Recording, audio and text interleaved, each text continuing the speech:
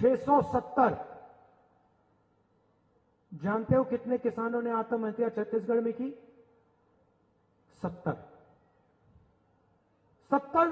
छत्तीसगढ़ में, 670 मध्य प्रदेश में। तकरीबन 10 गुना ज्यादा किसानों ने मध्य प्रदेश में आत्महत्या की। क्यों? क्योंकि छत्तीसगढ़ की सरकार किसानों की सरकार है, मजदूरों की सरकार है, और मध्य प्रदेश की सरकार अरबपतियों की सरकार है।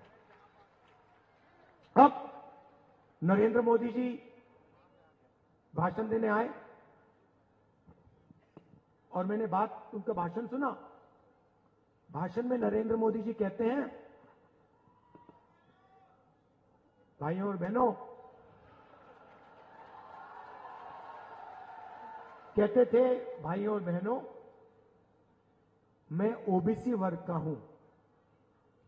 जहां भी जाते थे, मैं ओबीसी वर्ग का हूं, मैं ओबीसी वर्ग का हूं,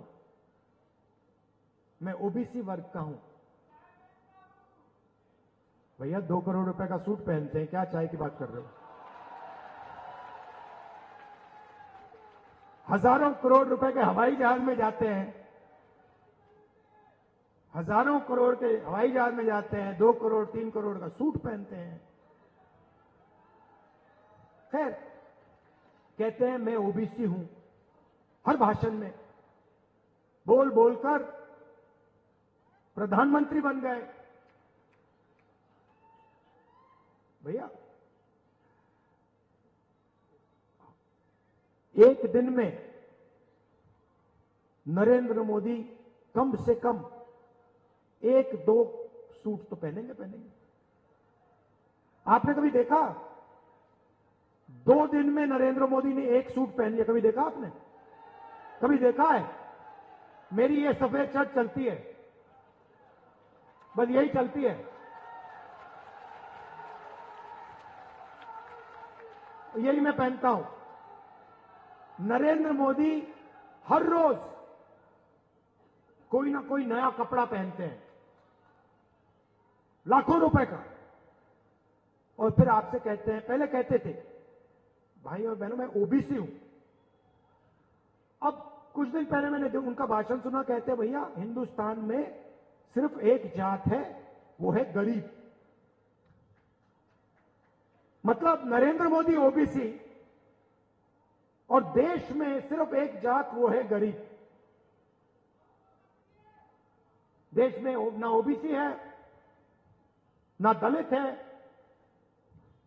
ना आदिवासी है, ना जनरल है, सिर्फ गरीब। ये इनका नया भाषण है। हिंदुस्तान से नरेंद्र मोदी के दिमाग में जात पता है क्यों गायब हो गई? क्योंकि मैंने जाति जनगणना की बात शुरू कर दी। जैसे मैंने कहा कि भैया ये पता लगाते हैं इस देश में कितने ओबीसी युवा हैं, कितने दलित हैं, कितने आदिवासी हैं, किसकी कितनी आबादी है। उस दिन से नरेंद्र मोदी कहते हैं, राहुल जी, हिंदुस्तान में कोई जात नहीं, गायब हो गई जात, खत्म।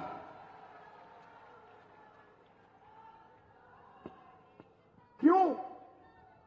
क्योंकि वो ओबीसी युवाओं को, दलित युवाओं को, आदिवासी युवाओं को, जनरल युवाओं को देश की सच्चाई नहीं बताना चाहते।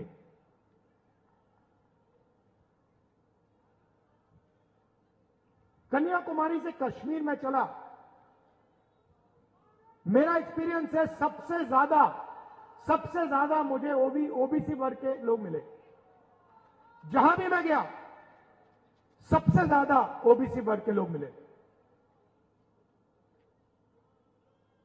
अंदाजे से कहता हूं, कम से कम हिंदुस्तान में 50% ओबीसी वर्ग है, अंदाजे से कहता हूं। तो नरेंद्र मोदी जी कहते हैं, शिवराज चौहान जी कहते हैं कि मध्य प्रदेश में ओबीसी की सरकार चल रही है। मैंने आपके लिए आंकड़ा निकाला है। मध्य प्रदेश की सरकार को, दिल्ली की सरकार को एमएलए नहीं चलाते। मध्य प्रदेश दिल्ली की सरकार को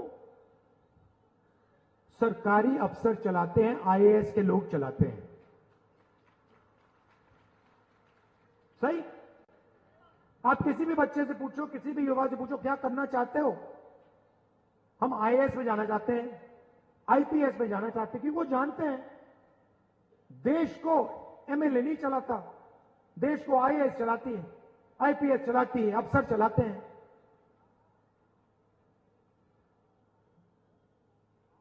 तो मैंने सवाल पूछा, मध्य प्रदेश को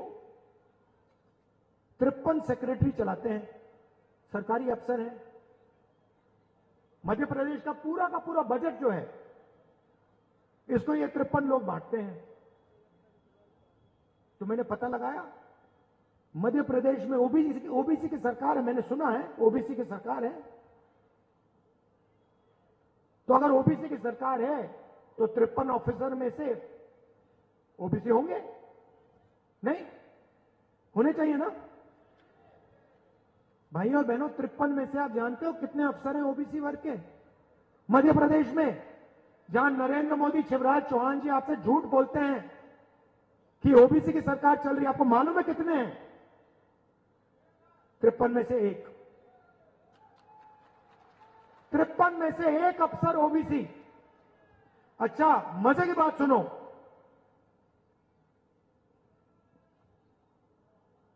तिरपन में से एक ओबीसी। अगर मध्य प्रदेश का बजट 100 रुपए का है, तो ओबीसी अफसर जो है वो सिर्फ 33 पैसे पर निर्णय लेता है। मतलब ओबीसी 50%, आपकी आबादी 50%, आपकी भागीदारी 100 रुपए में से 33 पैसा।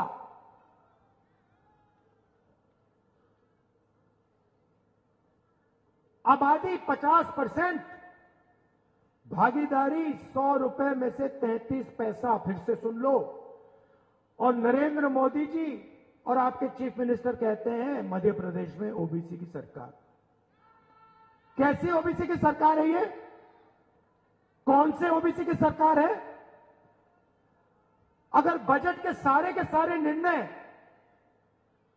53 अफसर लेते हैं और उन 53 में से एक ओबीसी है और बजट का 0.3% निर्णय ओबीसी ले रहे हैं, तो ओबीसी की सरकार कैसे?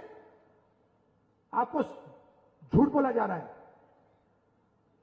यहां कोई ओबीसी की सरकार नहीं है, यहां पे ओबीसी की कोई भागीदारी नहीं है।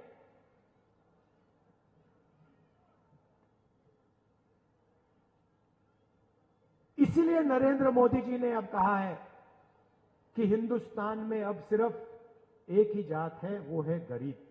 क्योंकि नरेंद्र मोदी आपको सच्चाई नहीं बताना चाहते। नरेंद्र मोदी हिंदुस्तान की सच्चाई ओबीसी वर्ग को नहीं बताना चाहते, और मैं हिंदुस्तान की सच्चाई ओबीसी वर्ग को बताना चाहता हूं। मैं ओबीसी वर्ग को कहना चाहता हूं कि आपकी आबादी 50%, आपकी भागीदारी 0.3%। शर्म की बात है। नरेंद्र मोदी इस बात को छुपाना चाहते हैं। इसीलिए अपने किसी भी भाषण में नरेंद्र मोदी जनजाति जनगणना की बात नहीं कर सकता, क्योंकि नरेंद्र मोदी जी का रिमोट कंट्रोल अदानी जी के हाथ में है। भाइयों और बहनों, रिमोट कहीं और है, रिमोट कहीं और है।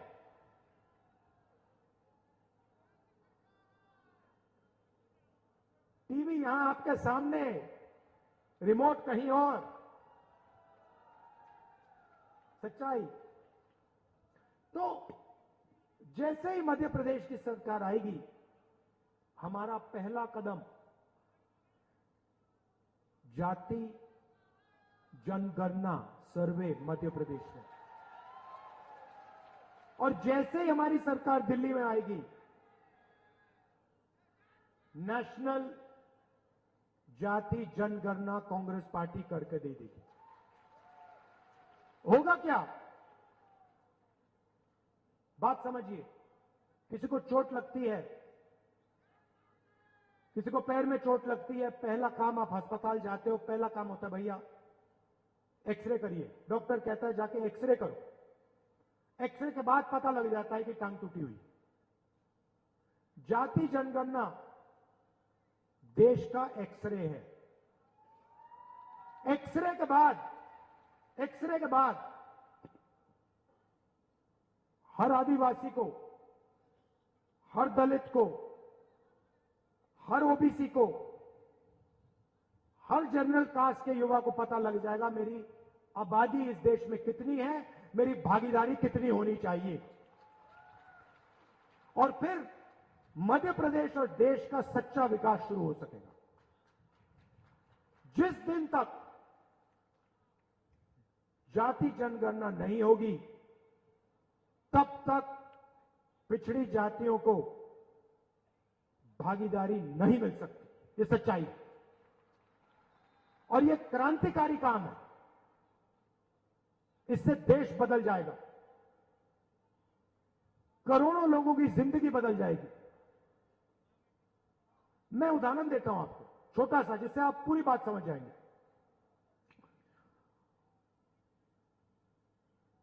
कन्याकुमारी से मैं कश्मीर चला, रास्ते में मुझे हजारों किसान मिले।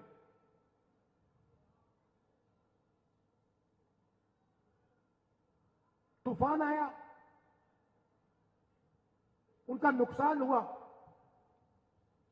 मैंने उनसे पूछा, और मैं एक ही बात नहीं कर रहा हूं, मैं हजारों किसानों की बात कर रहा हूं। मैंने उनसे पूछा, भैया एक बात बताओ, ये जो फसल बीमा योजना है, जब आपके खेत में नुकसान हुआ, क्या इसका पैसा आपको मिला? हजारों किसानों ने मुझे कहा कि राहुल जी, जब नुकसान हुआ हम ईमेल करते रहे, फोन लगाते गए, कुछ नहीं हुआ, पैसा गायब हो गया। हजारों किसानों ने। अब सुनिए, होता क्या है, बीमा योजना का पैसा 35,000 करोड़ रुपए, हिंदुस्तान की सरकार ने 20,000 करोड़ रुपए दिए, स्टेट की सरकार ने 10,000 करोड़ रुपए दिए, किसानों ने तकरीबन 3-4 हजार करोड़ रुपए दिए। ये किसका पैसा है? ये गरीबों का पैसा है, जीएसटी से आया। आपने पेट्रोल खरीदा, जीएसटी भरी, किसान ने ट्रैक्टर खरीदा, जीएसटी भरी, फर्टिलाइजर खरीदा, जीएसटी भरी, जीएसटी से पैसा आया। जीएसटी से पैसा आया, सरकार ने पैसा बीमा योजना में डाला। आप जानते हो बीमा योजना का पैसा कहां गया? 16 कंपनी के पास। 16 कंपनियों को हिंदुस्तान की सरकार ने पूरा बीमा का पैसा पकड़ा दिया। और जब आपको जरूरत पड़ी, आपका पैसा था, सरकार का पैसा नहीं था, मध्य प्रदेश की जनता का पैसा था, पिछड़ों का पैसा था, दलितों का पैसा था, आदिवासियों का पैसा था। जब आपको पैसे की जरूरत पड़ी, 16 कंपनियों ने आपसे कहा भैया नहीं मिलेगा, नहीं देंगे, आपका नुकसान नहीं हुआ। आप कह रहे हो कि ओला गिरा, ओला नहीं गिरा। आप कह रहे हो कि तूफान आया, तूफान नहीं आया। आप जानते हो, मैं जानता हूं, मध्य प्रदेश के किसान जानते हैं, पूरा का पूरा पैसा 16 कंपनी में गया। अब मैं आपसे सवाल पूछना चाहता हूं, 16 कंपनी में ओबीसी कितने, दलित कितने, आदिवासी कितने?